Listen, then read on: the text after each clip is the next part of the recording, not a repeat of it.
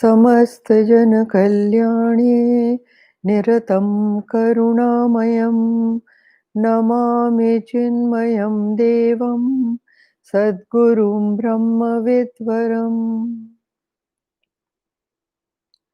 वसुदेवसुतं देवं कंसचाणूरमर्दनं देवकी परमानन्दं कृष्णं वन्दे जगद्गुरुं कृष्णं वन्दे जगद्गुरुम्.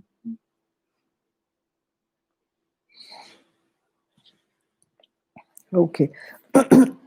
Now, last time we had done verse 24, which says Brahmarpanam Brahmahave Brahmagno Brahmanahutam. Huh?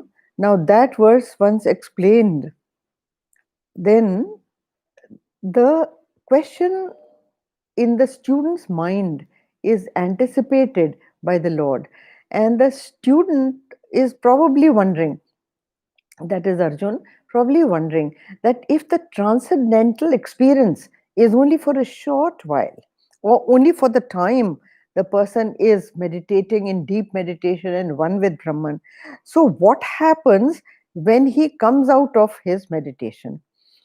He has to live his life in the world, he has to interact with people, he has to work in the world. So what then should be the attitude? So Krishna is anticipating this thing, and he gives very quickly 12 different ways a person can live. Now 12 different ways are not actions, they are attitudes of the mind. You have to live your life. Of course, everybody has to eat, drink, he has to maybe, like people like us, have to have a family or a home or look after a home, earn money, all that you have to do. But then what should be the attitude of doing it? So he says, see, attitude is a bhavna. All our actions can be converted into a yajna. He takes the metaphor of a yajna and he says there are 12 different kinds of yajna, and you can perform either or you could perform all together, and in fact live life with an attitude of yagna. So attitude is actually bhavana, and bhavana is the one that has the power to change an act or action into a yagna. Now then, let's come to the verse. He says, दैवमेवापरे यज्ञं योगिनः पर्युपासते ब्रह्माज्ञावपरे यज्ञं यज्ञेनैवोपजुह्वति. Now this verse translates as, some yogis perform sacrifice to devas alone, which is called Deva Yajna. He is calling it Deva Yajna, while others offer sacrifice only as sacrifice by the self in the fire of Brahma, which he calls Brahma Yajna. Now, in this verse, the first two yajnas are mentioned.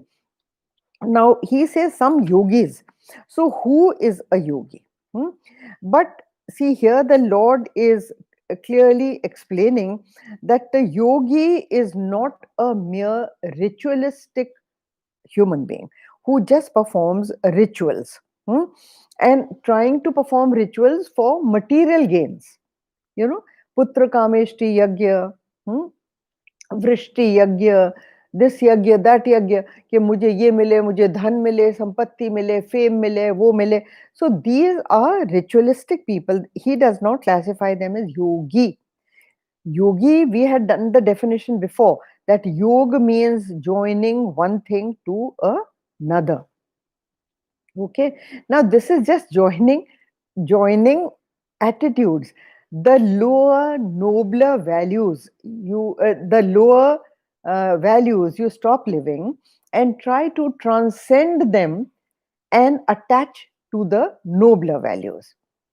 It is a transformation that you are trying from imperfection to perfection, from the lesser to the greater, from the limited to the more expansive.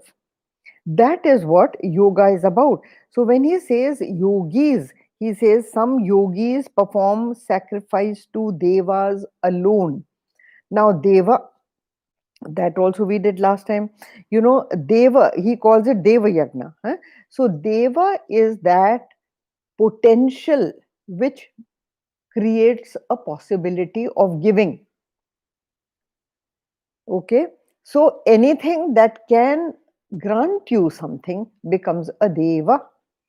Like, uh, actually, deva, the word in Sanskrit means illumination.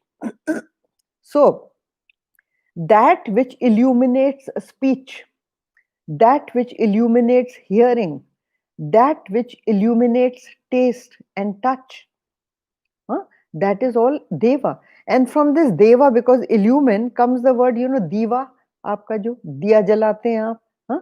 Diva, diya, which dispels light.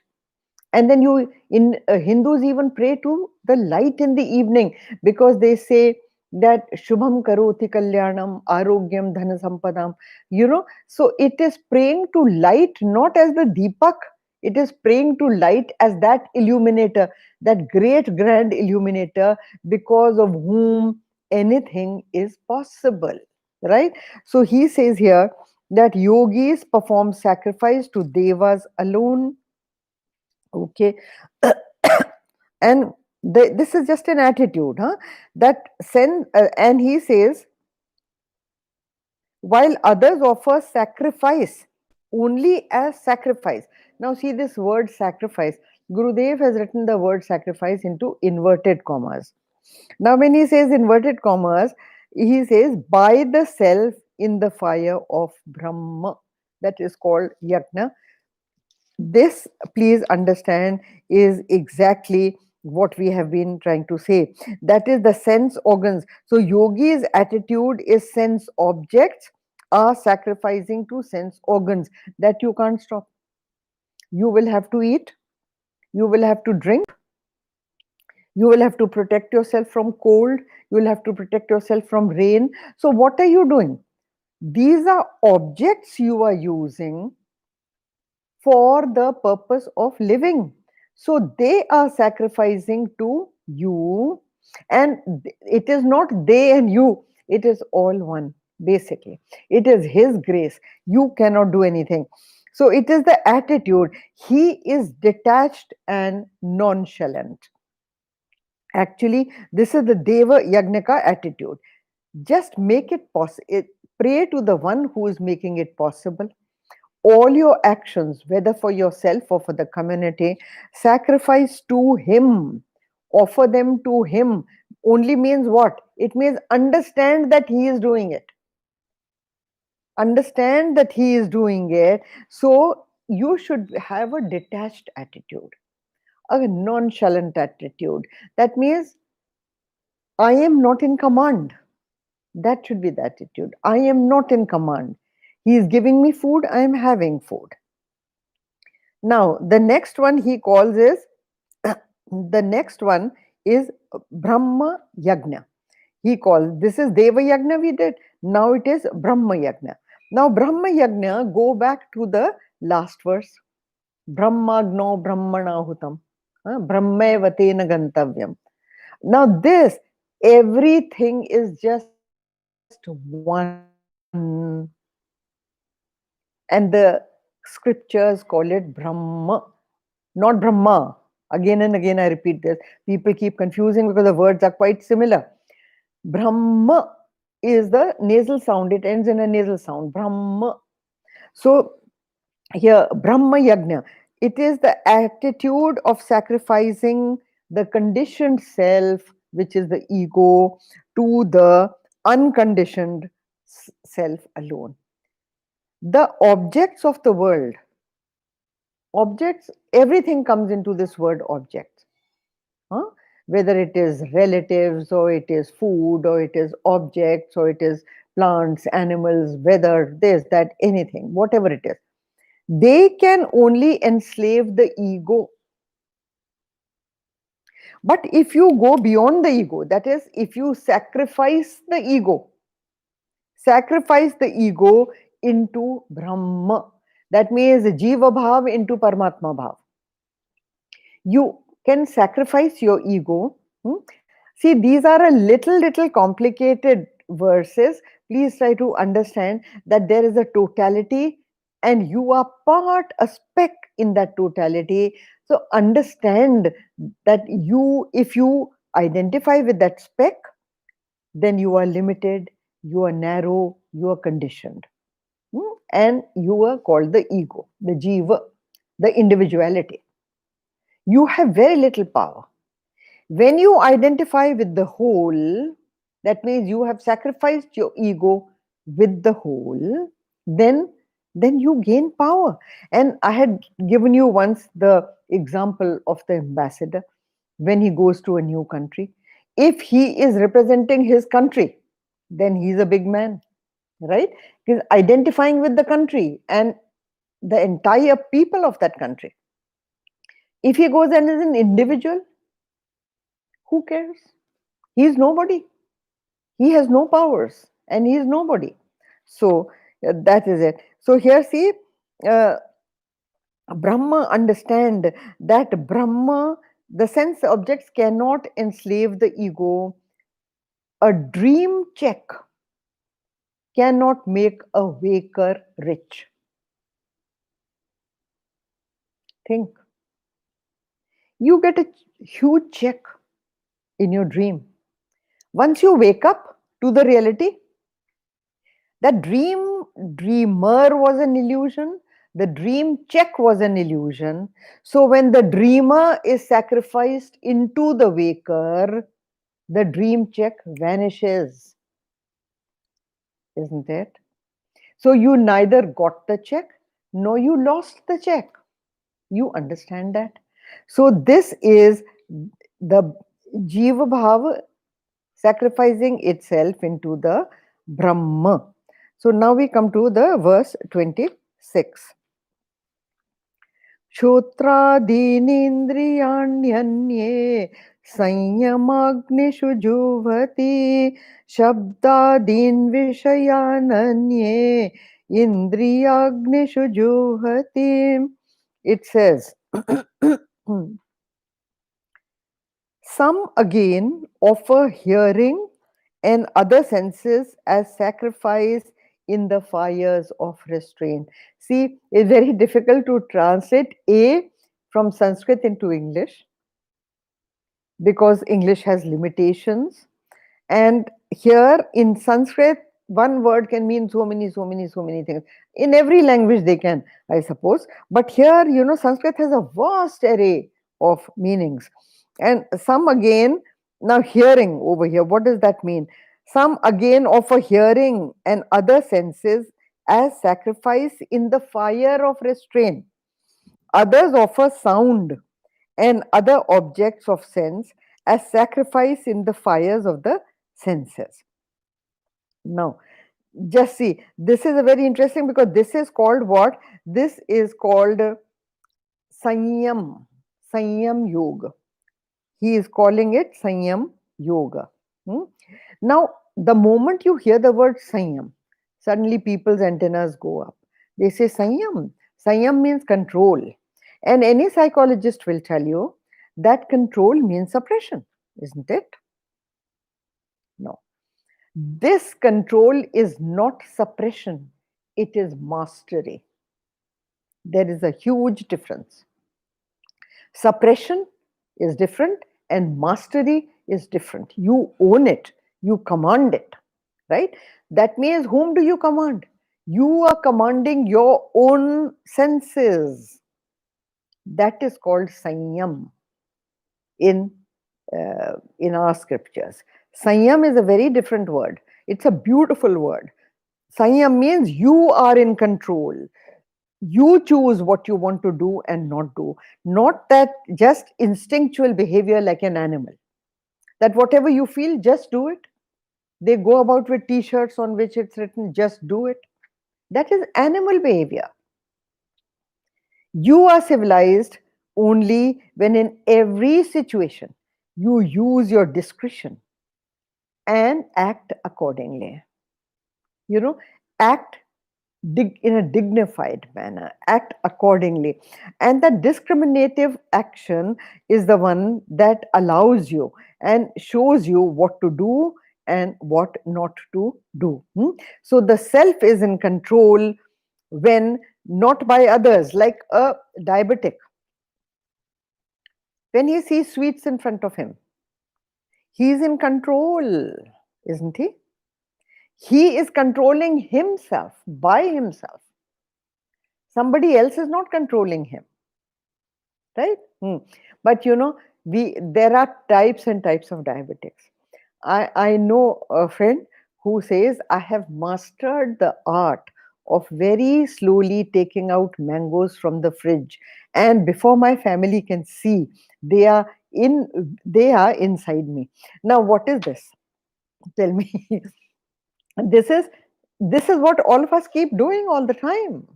We know it is harmful for us. We know it is not good, and yet we are doing it. Hmm? And so then I said, how do you do it? So he says, I take a plate up to the fridge and pretend to take out something else.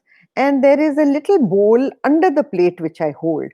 And so from my little finger, the cut mango pieces I put into that bowl that is covered by my plate, and I come and sit down. Then the bowl goes into my lap under the table, dining table, and the plate is on the dining table. So that is how, when others are not looking, slowly, slowly the mango pieces go into me. Now, what is that? Tell me.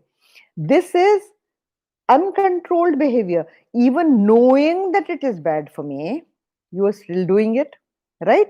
So when he says this sanyam, when he calls it sanyam yog is you are controlling yourself by yourself. You have a mastery. It is not a suppression, it is a mastery. Because of discretion, your behavior is like that. Okay.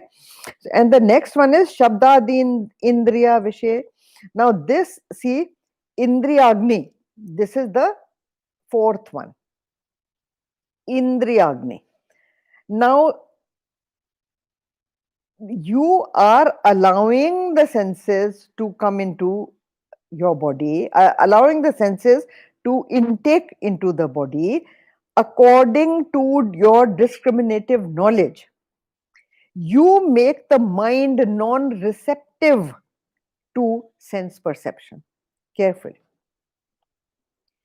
You make the mind non receptive to sense perception. That means it doesn't affect you. Senses are dancing all around you by making no difference to you. ठीक है ना? A few lectures back, I had given you the example of Raja Janak, given you the example of Kaikeyi's father, how they were great yogis and how they could still, this was not control, it is a discriminative capability, this Indriyagni. It is a discriminative ability that your perception should not be garbage oriented. It should not take in garbage. It should take in only that which is good for you and good for the world. See, when others see sweet, a diabetic will see poison, isn't it? That is discretion. A sensible diabetic will see it as poison. Now, that is the control of indriyas into indriyas by discrimination. You allow the indriyas to take in or not taken because of your perception. And your perception has been educated into inner control. Now come to verse 27. Okay. Sarvani indriya कर्माणि प्राण कर्माणि चापरे आत्म संयम योगाग्नौ जुवति ज्ञान दीपिते. Now here he has explained the four methods. Now he comes to the fifth one. And what is the fifth one? Here. The fifth one says, others again sacrifice all the functions of the senses and the functions of the breath, vital energy, in the fire of yoga, of self restraint, kindled by knowledge, kindled by knowledge. Now, see, discrimination again comes to the help of restraint. Discrimination. This is At, acha, Atma Sanyam, we have, this is called Atma Sanyam, is it? Right? Sarvandriya Karmani, Prana Karmani Chapari, Atma Sanyam. Yes. This is Atma Sanyam Yagna. This is the yoga of self restraint. To live life as Atma, not as ego. This is a very interesting thing. You know that you are not the body. Huh? By now, through discrimination, you know that you are not the body. You also know that you are not the coming and going mind, that is the thoughts. Sometimes it is some thought, sometimes it is a sleep, sometimes it has gone into a faint, sometimes it has gone into a dream, sometimes into a deep sleep. Obviously, it cannot be you. This is a dancing phenomena. This is an ever changing phenomena. So the body keeps changing, the mind keeps changing. You know that that is not you. You also know that you are a speck of the great Brahma. You are the same part of great Brahma. Huh? Now, so it is, go back to verse 56 of chapter 2. Remember those last 18 verses that we did? Atmannevatmana tushtah sthita pragnastad uchyate. आत्मा से आत्मा में स्थित होके, आत्मा से आत्मा में संतुष्ट होके, be content in yourself, by yourself. So this satisfied in the self, because you understand that ego is a delusive entity. The individuality is a delusive entity. It doesn't exist. Just like when the waker understands that no matter how real the dreamer seemed, and how real the dreamer's sorrows and anxieties and happiness and his experiences seemed, he was a delusive entity. Doesn't the waker understand that? Similarly, when you wake up to the real self, you live with this knowledge that I am him alone. That is Atma Sanyam. I always give for this, I give the example of the Ganga. Okay. Now just tell me that the Ganga is a name, it is a form, hmm? It is narrow, that means it has two confines, it is confined on both sides, and it is flowing. Okay. Now it is flowing in a certain direction. Where is it going? It is going in the same fashion as the story of evolution, to its source, to its ultimate source. From a small streamlet where it begins, Gomukh, where the glacier is melting into water. Now, from Gomukh, it comes down stream, then the stream widens, and all the rest of the names, yeah, that come, Bhagirathi and all the other different names of the Ganges, Mandakini, this one, that one, and then it comes into a big stream, the Ganges. Still, it is a name, it is a form. Where is it running? It is running to the ocean. How did the Ganges start? From the ocean. Think about it. We all know the water cycle, we have studied in school, isn't it? That the sea water evaporates, seas, lakes, any water body evaporates and goes up to the sun. It condenses and comes down as rain. In the northern region, it freezes like ice, and then it melts and comes down as water. And that water again goes to its source, the ocean. or any big water body, isn't it? Now think about it. Once the Ganga goes into the water body called the ocean, it loses its name. Yes, it loses its form, the two narrow confines. Huh? Gone. The two banks of the Ganges, gone. So its form is gone, its name is gone, and the water changes to salt water. The Ganges water changes to salt water. So what does it become? Tell me. It becomes the ocean. So if all along the Ganges remembers that I am nothing else but water, I am nothing else in essence but the ocean, there is no individuality. So Ganges is performing the yagna into the ocean. Same way, the ego has to be performed into the Atma. The ego has to go into the Atma, Jiva into the Atma. Now then, acha, now then come. See, let's come to the next verse, which is here, verse 28.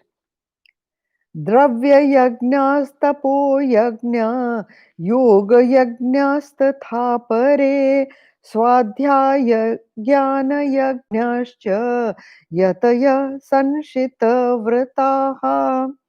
Now look at this.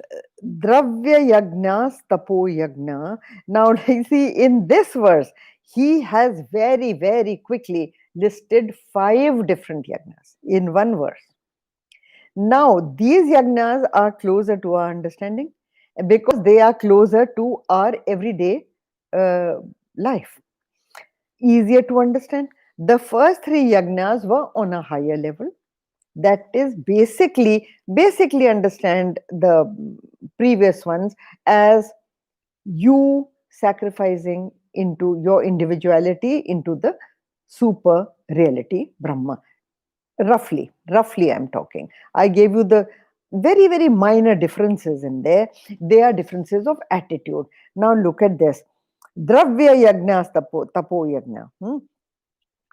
See, here he says others again offer wealth, austerity, and yoga as sacrifice. These are three have been named: wealth, austerity, yoga. Okay. After that, while the ascetics of self-restraint and rigid vows offer study of scriptures and knowledge as sacrifice. ये देखिए, दो और name करे, study of scriptures which he calls swadhyay and knowledge of sacrifice he calls jnana yajna. Now see, these are very interesting. I have told you that the metaphor of yagna is in all of them, but they are not physical actions, they are attitudes in physical action. With what attitude you should perform that physical action. See, wealth, first let us take wealth. Now, wealth का ये देखिए आप, द्रव्य यज्ञ he calls it. When giving wealth, absent yourself. Totally absent yourself. देखिए, एक बात बताओ. Can you go to visit a neighbor, pluck a flower from his garden and go and gift it to the neighbor? You are gifting his flower to him, isn't it? So that wealth you have not created. It was there in the world. Yes, your effort has been to uncover that wealth and to bring it into your possession. But the creation of that wealth is not yours. It was already there, kept there. So here he says that when it is already kept there, that wealth, water and food, one thing more understand, Gurudev used to very many times say that wealth that you donate should be honestly earned wealth. not dishonestly earned wealth. And many, many sannyasis I know, or many saints that I know, they sometimes do not even visit the house of a grahast if they know that that wealth that has been acquired is not by proper means. They do not accept alms from that person also because it is polluting. See, Hinduism doesn't goes beyond physical hygiene. Let me say, you know, in our scriptures, mental hygiene is given high importance. That is the hygiene of thoughts while you are performing an action. The way you are giving dan, you know, I mean, more than 24 things are listed of the ways in which you can give dan.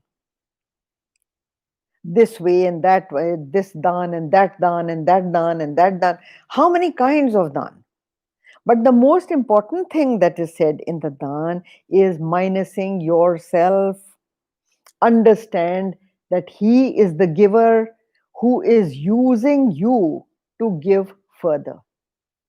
He has given you that honor to give. He is honoring you by appointing you as the giver. Now, when I say water and food is soiled by bad thoughts, it is contaminated by bad thoughts. See, this is a great concept in our scriptures. While cooking, while eating, if you do not thank the Lord for the food that He is granting you, if you are not, if you do not have happy thoughts, if you do not have loving thoughts, then that food gets contaminated by those thoughts. It will not do you good. Haven't you heard so many people saying that when mummy cooks, the food is very tasty? Because mummy cooks with love. It is the love that brings the taste in the food. In many houses in India, the person who cooks, he first has a bath, then he prays to the Lord, then the food that is cooked is offered to the Lord first, and then the whole family takes it as prasad. Now, why is all this done? Because the mental vibes of the person who is cooking as well as the person who is consuming are important. And lot of ifs and buts in the food. I have told you before that food was offered to somebody before you could have it. Offer it to the crows, to the dog, to the cow, to the guest, and before you have it. You know, so those kind of things is also comes in dravya yagna. Water is also contaminated by bad thoughts. This is now scientifically discovered. In India, it was discovered long, long back. That सबसे पहले हम लोग क्या कहते थे? उस घर का हम पानी भी नहीं पिएंगे. Have you heard that? That is the feeling with which a glass of water is given to you. The fingers transmit, these are like antennas, you know, and they transmit your thought currents into the water. So the molecules of the water, scientifically I'm not talking like that. I read an article by a Japanese researcher that on a flight, that molecules in the water change every time somebody touches the water. The thoughts of that person go into the water and the food. So very, very careful. And that is the reason why girls who are expecting babies, you know, young women who are expecting babies, their food, you know, and their water is strictly watched. Their thoughts are strictly watched in households. They are not allowed to be unhappy. They are supposed to pray every day to the Lord, to thank the Lord for the child in the womb, you know. So all those things, they come into dravya yagna. It is not just material wealth. Then you will say, oh, so Hinduism always says that dravyagna you must do, that means give away your money. I have earned the money, why should I give it away? Many materialists argue like that. Dravya does not only mean wealth in terms of money or possessions. It is anything and everything that you possess is your wealth. You lend a helping hand to a friend. You help a friend by giving a correct advice with love. You show love, even an affectionate glance. even a gentle, loving hug. These are all giving. Kindness shown to somebody, sympathy shown to somebody, loving words, huh?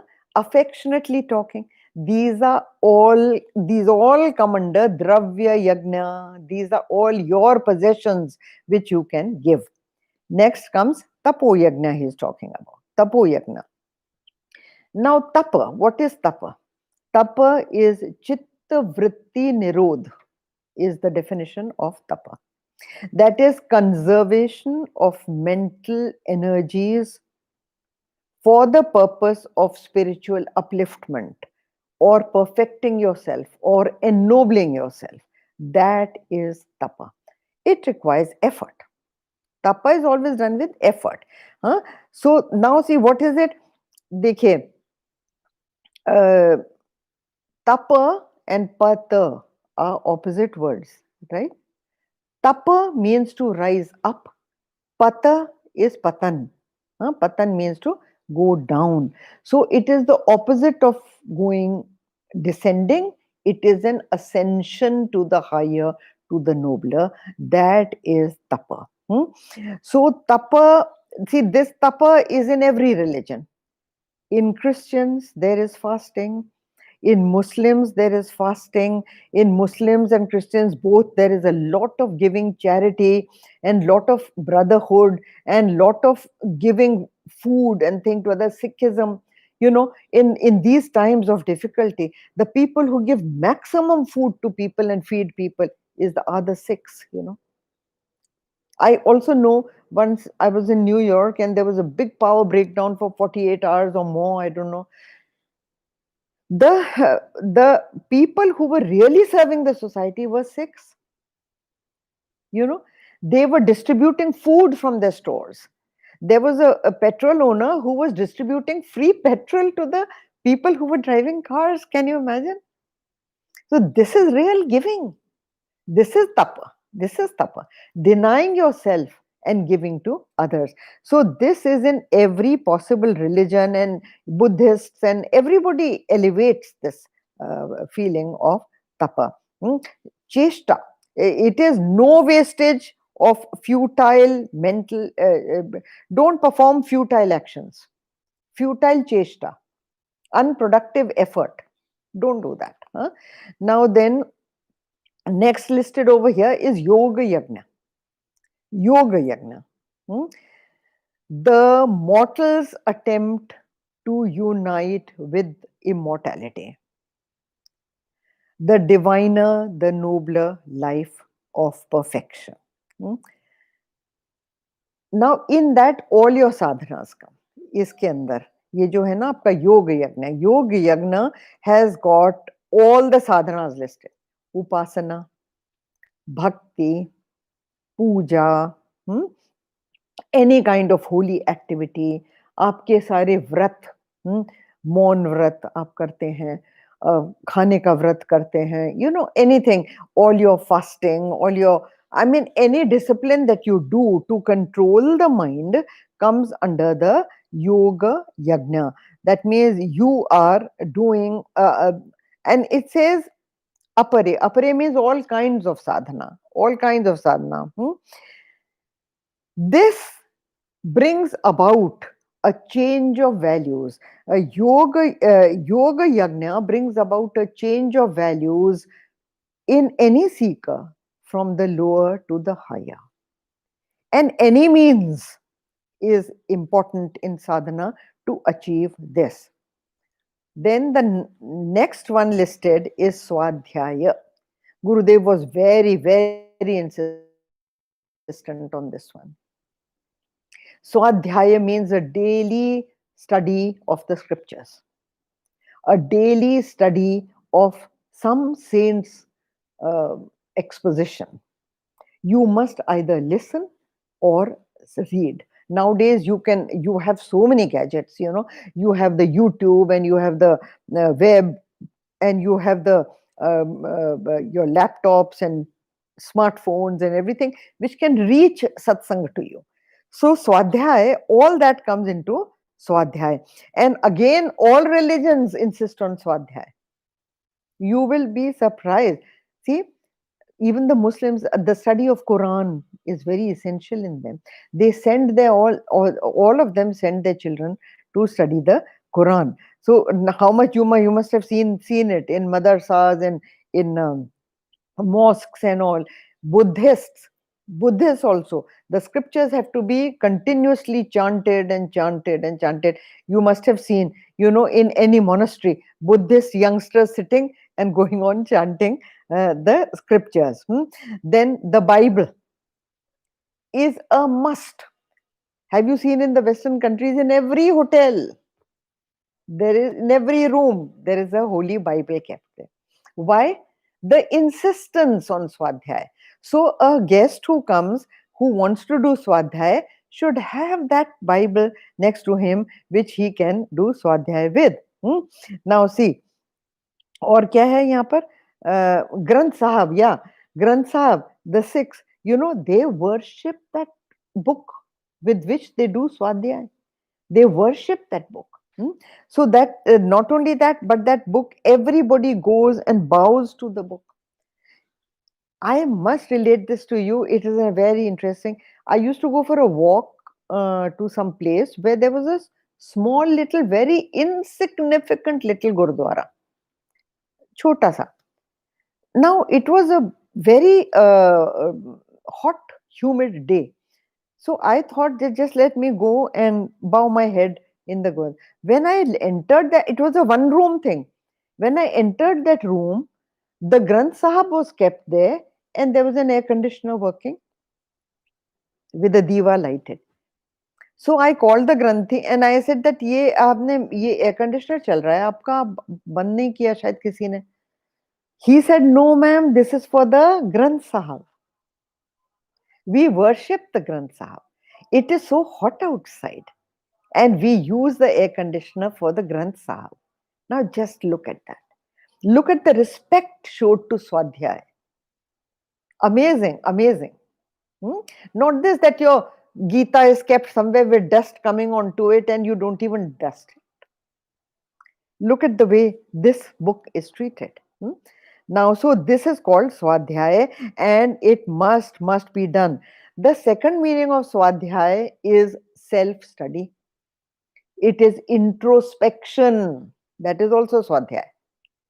You are not listening to any talk of pravachan. You are not reading any scripture, but you are doing introspection. Where have I gone wrong? Where have I fallen? Have I said something wrong? Have I done something wrong? Was my action less than perfect? Or did I fall from my sadhana? And the study should make you aware.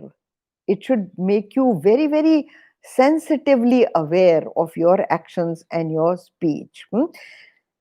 Don't justify your actions. Don't justify your actions. Trace your ego. If those actions are allowing your ego to surface, mitigate those actions. And the last one listed over here in this verse is Jnana Yajna. Jnana Yajna is a very, very interesting thing. Sacrificing ignorance in the fire of knowledge. That is Jnana Yajna. Sacrificing ignorance in the fire of knowledge. Now that is done by the teacher and the taught. The teacher is giving out knowledge and the ignorance of the student is being removed. The teacher must be very, very careful in what he or she is giving out. Because in our scriptures, teaching wrong scripture is a sin. It is listed as a sin.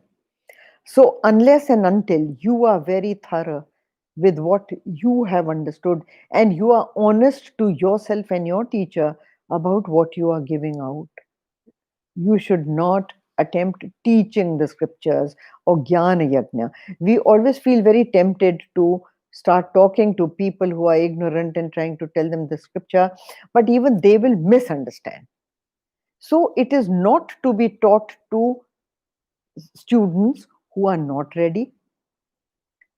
And those students who are not ready will in any case go away after the first talk. They are not going to listen. Because you have to have a certain purity of mind even to listen. Shravan ke liye bhi. Shravan is the first sadhana, right? So even to listen to knowledge requires the purity of mind and a clarity of mind and the eagerness to know, mumukshutva bhav, eagerness to know. If somebody is not eager to know, he should not be forced to come and hear. He should not. Once I had told Gurudev, I said, Swamiji, with this kind of thing, when you give a talk, there are thousands and thousands of people who come. So, do you think that they are fit enough students for you to give out this kind of knowledge? So, first he said, I am very optimistic. I am not a pessimist. I give out this knowledge to people, to all and sundry. But it has an automatic dispelling power. And that automatic dispenser is that those who are not ready for it, they go away. They say, oh, the Swami doesn't know anything about Swami. I know more than the Swami. What does the Swami know? And they go. The others who really want to know, they will stay on. So it is like that, that unless and until misinterpreting the scripture is a sin, as they say. So don't do that. There is a phrase saying devil quoting the Bible. So there has to be a purity of purpose. There has to be a purity of understanding before you give it out in a pure, simple way. So that much we have done. So we have done 10 yajnas. Now we have 2 more to do, which we will do next time. Om Purnamada Purnamidam Purnat Purnamadachyate Purnasya Purnamadaya Purnameva Vashishyate. Om Shanti Shanti Shanti. Hari Om. Shri Gurabhyo Namaha. Hari Om.